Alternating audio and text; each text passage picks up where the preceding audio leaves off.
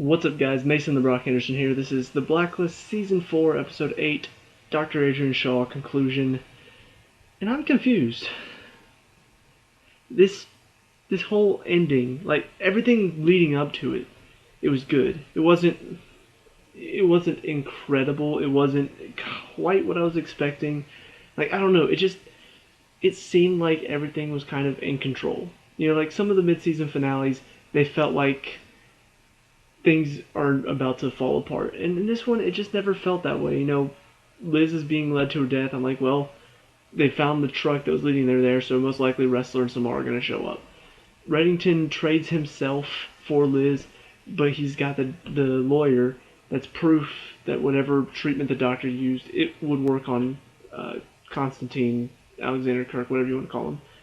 So it never really felt like things were about to go horribly wrong up until the very end, whenever Constantine is talking to Reddington, and it sounds like he's about to kill him, and I'm just like, they're not going to kill him, but what if? And then all of a sudden he's like, nothing can stop me from what I'm about to do, and then he sticks it in Reddington's neck. I'm like, holy crap, what do they do? And then he sits back. Reddington looks at him like, not like he's about to die. And then Liz and Wrestler show up. Liz goes back home with her baby. Reddington shows up at the door. I don't know. There are a couple things. I would say there are three theories that pop into my mind when I think about it. One, he injected him. Reddington said something, so he didn't. Like, he stuck it in there, but he didn't actually inject whatever it was in there. Like, he just stuck it in there. And then that was it. Reddington maybe said something to him whenever he was right there in his ear. That stopped him from actually pushing the needle and injecting whatever was in there in. That's my first theory. Second one is it was actually an antidote, because he was talking about, they kept injecting him with really pain-inducing meds, and apparently there was some antidote that the doctor had to give to him to relieve all of it. So maybe it was the antidote that he injected him with. My third theory is they didn't know what they wanted to do, so they just had him inject, and then Reddington disappears, but they didn't want to end it like that, so they just changed it, and the writers made a mistake, and Reddington should be dead, but he's not. I don't know. I honestly don't know. It was not very well explained, and I'm really confused. I don't know what happened. If somebody else was maybe paying better attention than I was, explain what just happened, but it was not well explained. I'm at a loss. But anyway, the rest of the episode was really good, though. You got Tom trying to track down the ambulance that Kirk and Liz are in at the beginning. Pretty intense little chase. Yeah, some good action. Good action scenes in this one. You got Liz fighting Kirk's right-hand woman, which she's not dead because she just jumped into water. At first, I'm going to kill this cat. At first, I thought it was like she was jumping off and killing herself, but then she lands in water. I'm like, seriously? That's not death. She's fine. You're not going to go after her? Okay, then.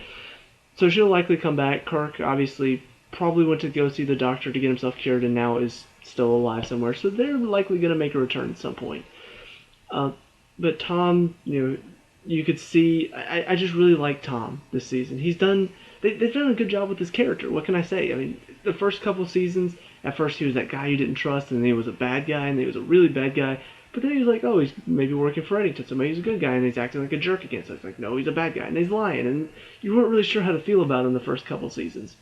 Last season, and at the beginning of this season, they've done a good job with his character. They've made him more likable, first of all, and you really see that he's somebody you can rely on. He's somebody you can trust. I mean, his wife gets taken, and he just takes off. Shoots the one guy in the head that's about to kill him, takes off, steals somebody's car, and just takes off after an ambulance, trying to track her down, trying to get her back. It just shows his dedication. I really do like Tom this season. The FBI do what they normally do. Aram is doing his stuff on the computer, doing a lot of tracking. Wrestler and Samara get out, and they're doing the fighting, the kick-ass stuff. So it was an all around good episode. It's just that ending was so confusing to me.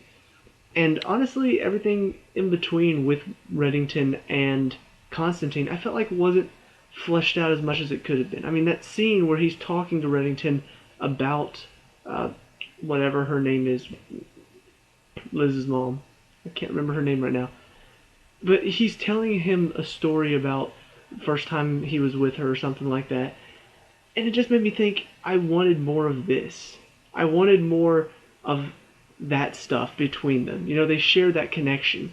So it felt kind of like I was robbed because I only got that last little bit of it. It was about a minute long that he was telling the story to Reddington. I wanted more of that. It was too much. Oh, let me question you. Are you her father? Inject him again. If I do it, he's gonna do this and this. Inject him again. That was all it was. And ultimately, he says, "Yes, I'm her father," but I don't think he is. It just, I don't know. It feels like the show is trying so hard to force this concept. From the very first season, it felt like they were trying to force that concept of, oh, he's her father. He's her father. So whenever they brought her real father in, I'm like, okay, so there you go. He's not her actual father. And then he's not her father. So I'm just like, okay, so are they really going to make Reddington her father? Because that would just, we've gone so back and forth on this. I feel like now it's just a waste of time. And honestly, part of me feels like one, he said he was just to make the torture stop. And then on top of that, he adds that cheeky little line at the end where she's like, "I just wish I wish my father could have seen her," and then he says, "I bet he wish he would have too." And I'm just like, so you're throwing that in there once again to make us think, oh ho ho, he really is her father, and he's just saying that. I don't know. It feels unnatural. It feels forced the way they're doing it. I hope it's not the case. I hope Reddington is not actually a father because it would just be too simple. It would be far too simple. So many people figured out in the first few seasons because they were going that way, they were leaning that way.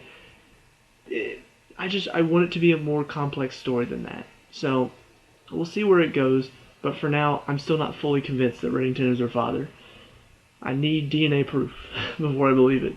But anyway, like I said, the episode was good. It just didn't feel like a mid-season finale for me, and that's what it was lacking. It was lacking the intensity. There were some scenes that should have felt more intense, that should have felt like, oh no, what's going to happen? I didn't feel that at all. So, long story short, good episode, not good enough for a mid-season finale.